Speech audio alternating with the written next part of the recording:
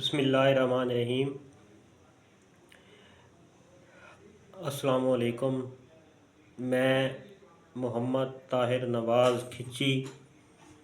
Advocate. آج کی اس video میں ہم بات کریں گے ایک مسلمان مرد اگر اپنی بیوی کو طلاق دینا چاہے تو وہ شریعت محمدی صلی اللہ علیہ وآلہ وسلم کے مطابق اور پاکستان میں رائج قانون کے مطابق کس طرح اس کو طلاق دینی چاہیے، کس طرح وہ طلاق دے سکتا ہے۔ ناظرین، یہ ایک نہایت اہم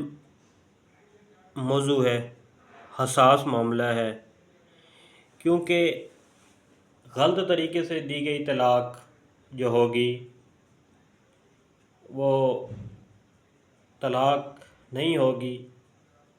گناہ کا باعث بنے گی، اور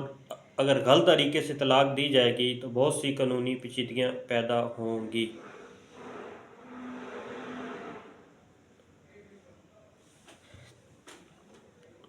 اب آتے ہیں ہم اپنے موضوع کی طرف۔ میرا ویڈیو پوری دیکھیے گا، انشاءاللہ آپ کو بہت فائدہ ہوگا۔ اللہ تعالیٰ میرے علم میں برکتیں نازل فرمائے، میرے علم میں اضافہ فرمائے۔ اسلامی شریعت میں طلاق کا طریقہ کار جو ہے نا میرے بھائیوں، وہ یہ ہے۔ سب سے پہلی بات، اسلام میں طلاق کو مباح قرار دیا گیا ہے، یعنی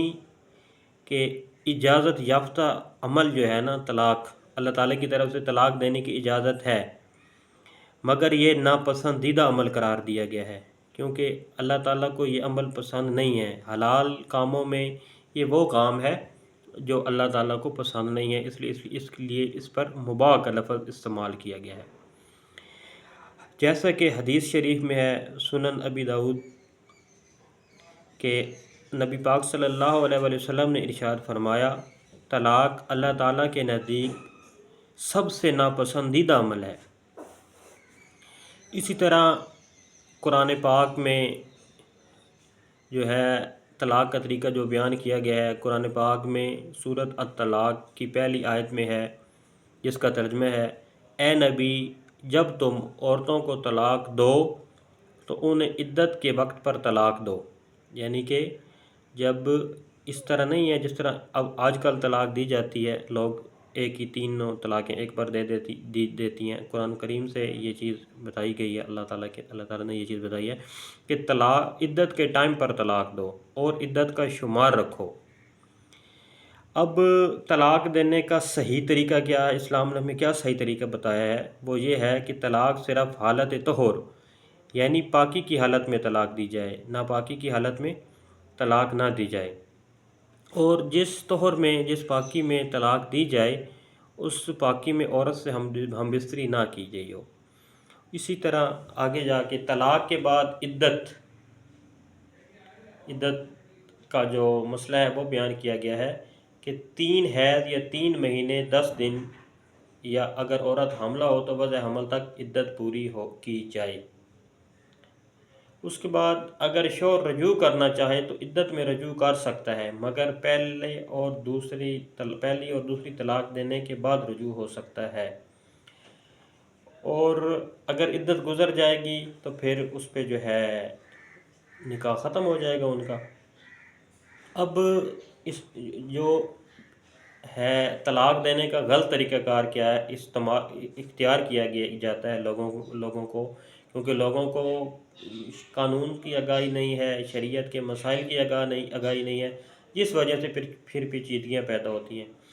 غلط طریقہ کار لوگ یہ اڈاپٹ کرتے ہیں، یہ اختیار کرتے ہیں کہ ایک ہی وقت میں 3 طلاقیں دے دیتے ہیں، جو کہ غلط طریقہ کار ہے۔ حالت حیض میں طلاق دینا یہ بھی ایک غلط طریقہ کار ہے۔ بغیر گواہوں کے طلاق دے دینا یہ بھی ایک غلط طریقہ کار ہے۔ اب آتے ہیں کہ قانونی طریقہ کیا ہے طلاق دینے کا۔ مسلم فیملی لاز آرڈیننس 1961 میں جو کہ سیکشن 7 میں جو تشریح کی گئی ہے طلاق دینے کی کہ جو طریقہ کار بیان کیا گیا ہے وہ طریقہ کار یہ ہے کہ شوہر طلاق کا تحریری نوٹس اپنی عورت کو اپنی بیوی کو دے گا اور اسی تحریری نوٹس کی ایک کاپی جو ہے تحریری اطلاع وہ یونین کونسل کو بھی دے گا، اور یہ اطلاع یہ نوٹس ہر مہینے ایک ایک نوٹس کر کے دے گا۔ ایسے نہیں ہوگا کہ ایک ہی نوٹس میں تینوں طلاقیں لکھ دے گا۔ اگر ایک ہی نوٹس میں تینوں طریقہ کار لکھ دی جائیں گی، طلاقیں لکھ دی جائیں گی، تو یہ پاکستان میں رائج قانون جو ہے مسلم فیملی لاز آرڈیننس 1961 کی خلاف ورزی ہوگی۔ اس کے بعد نوٹس کی ایک کاپی یونین کونسل کو بھی دی جائے گی، جو کہ ایک ضروری معاملہ ہے۔ جب یہ یونین کونسل کو ایک نوٹس کی کاپی دی جائے گی تو یونین کونسل کیا کرے گی؟ یونین کونسل یا میونسپل کمیٹی جو ہوگی جہاں پہ وہ نکاح نامہ رجسٹر ہوگا، یا جب وہ دی جائے گی تو وہ ایک آربیٹریٹر کونسل مقرر کریں گے، آربیٹریشن کونسل مقرر کریں گے، ثالثی چیئرمین ثالث مقرر کریں گے۔ جو چیئرمین ثالث ہوگا اس کا جو ان کے بعد جب وہ نوٹس پہنچے گا وہ اپنے رجسٹر میں اس نوٹس کا اندراج کریں گے۔ اندراج کرنے کے بعد اسی طرح جب وہ تینوں نوٹس وہاں پہ موصول ہو جائیں گے تو موصول ہونے کے بعد وہ اپنی جانب سے بھی ایک نوٹس جاری کریں گے، 3 نوٹس اپنی جانب سے بھی جاری کریں گے، جس میں وہ پارٹیز فریقین کو بلائیں گے اور کوشش کریں گے کہ ان کی صلح ہو جائے۔ اگر ان کی صلح ہو جائے گی تو ٹھیک، رجوع ہو گیا تو ٹھیک، اگر ان کا رجوع نہیں ہوگا تو 3 طلاقیں 3 نوٹس یونین کونسل بھی جب دے لے گی ان کو 3 نوٹس وصول بھی ہو جائیں گے، پھر وہ فیصلی جو ثالثی کونسل ہوگی وہ بھی 3 نوٹس ارسال کر لے گی، تو اس کے بعد جو ثالثی کونسل ہوگی وہ پھر ان فریقین کو سماعت کرے گی۔ اگر ان کا راضی نامہ، ان کی صلح، ان کا رجوع نہیں ہوگا تو وہ ایک سرٹیفکیٹ جاری کریں گی جو ہوگا مؤثر سرٹیفکیٹ، یعنی کہ ان کی طلاق واقع ہو چکی ہے، اب آگے ان کو نکاح کرنے میں کوئی قانونی رکاوٹ نہیں ہے، اس کا وہ ایک سرٹیفکیٹ دے گی۔ اب یہاں پہ ایک غلطی جو ہوتی ہے وہ یہ ہے کہ لڑکی والے جو ہوتے ہیں یا لڑکی کی سائڈ سے جو ہوتے ہیں وہ 3 طلاقیں 3 نوٹسز دینے کا انتظار کرتے رہتے ہیں کہ جب تک 3 نوٹسز مکمل نہیں ہو جاتے اس وقت تک وہ یونین کونسل سے ثالثی کونسل سے وہ رجوع نہیں کرتے۔ اس کا نقصان کیا ہوتا ہے؟ اس کا نقصان یہ ہوتا ہے کہ جب 3 نوٹسز ارسال کر دیے جاتے ہیں تو وہ عدت مکمل ہونے کے بعد جب وہ یونین کونسل میں جاتے ہیں تو یونین کونسل والے ان کو یہ کہتے ہیں، ثالثی کونسل کے بعد جاتے ہیں، ثالثی کونسل والے یہ کہتے ہیں کہ اب آپ کو ہر مہینے یہاں سے ایک نوٹس ہم فریقین کو دیں گے، اس پہ آپ کو سماعت کریں گے، اس کے بعد ہوگا۔ تو اس کا بہتر طریقہ کار یہ ہے کہ جب پہلا نوٹس طلاق کا لڑکی کو عورت کو وصول ہو جائے تو اس کے بعد ان کو یونین کونسل میں جانا چاہیے، وہاں پہ جا کے بتانا چاہیے کہ یہ جی ہمیں نوٹس موصول ہوا ہے، آپ جو ہے یہاں سے ثالثی کی کارروائی جو ہے آربیٹریٹر کونسل کی کارروائی جو ہے اس کا آغاز کریں، تاکہ پھر وہ بھی نوٹسز دینا شروع کر دیں، تاکہ وہ 4 مہینے 10 دن کا ٹائم جو 3 مہینے 10 دن کا جو ٹائم ہے عدت کا وہ مکمل ہونے تک یہ بھی کارروائی مکمل ہو جائے اور یونین کونسل سے سرٹیفکیٹ جو ہے وہ جلد از جلد ایشو ہو سکے اور عورت کی آگے شادی کا جو پروسیس ہے وہ چل سکے۔ اگر کوئی شخص یونین کونسل کو یہ نوٹس ارسال نہیں کرتا جو کہ اوپر قانون میں بتایا گیا ہے، جیسے کہ میں پہلے بیان کر چکا ہوں، مسلم فیملی لاز آرڈیننس 1961 کے سیکشن 1 کے تحت، سیکشن 7 کے تحت اگر کوئی بندہ یہ نوٹس ارسال نہیں کرتا تو پھر اس کا نقصان کیا ہوگا؟ اس کا ایک تو نقصان یہ ہوگا کہ وہ جو طلاق ہوئی ہے وہ قانونی طور پر مؤثر نہیں ہو سکے گی، اور اگر قانونی طور پر مؤثر نہیں ہو سکے گی تو پھر آگے نکاح کرنے میں وہ سرٹیفکیٹ جاری نہ ہونے میں نکاح کرنے میں پیچیدگیاں پیدا ہوں گی۔ اور جب آپ نے کسی بندے کو، کسی عورت کو چھوڑ دیا ہے، کسی کے ساتھ رشتہ نہیں رہا، تو وہ ایسا طریقے سے رشتہ ختم کرنا چاہیے۔ وہ کہتے ہیں نا کہ کسی کے ساتھ رہنا ہے تو بھی اچھے طریقے سے رہنا چاہیے، اگر کسی کے ساتھ نہیں رہنا تو بھی اچھے طریقے سے اس کو خیر آباد کہہ دینا چاہیے، جو پراپر قانون شریعت جو احکامات ہمارے لیے یا جو قانون ہمارے لیے ہے اس پہ ہمیں عمل کرتے ہوئے معاملات کو چلانا چاہیے۔ اگر آپ نے کسی کے ساتھ نہیں رہنا تو اس کو لٹکا کے نہیں رکھنا چاہیے، اس کو بلا وجہ ذہنی اذیت، بلا وجہ پریشان نہیں کرنا چاہیے۔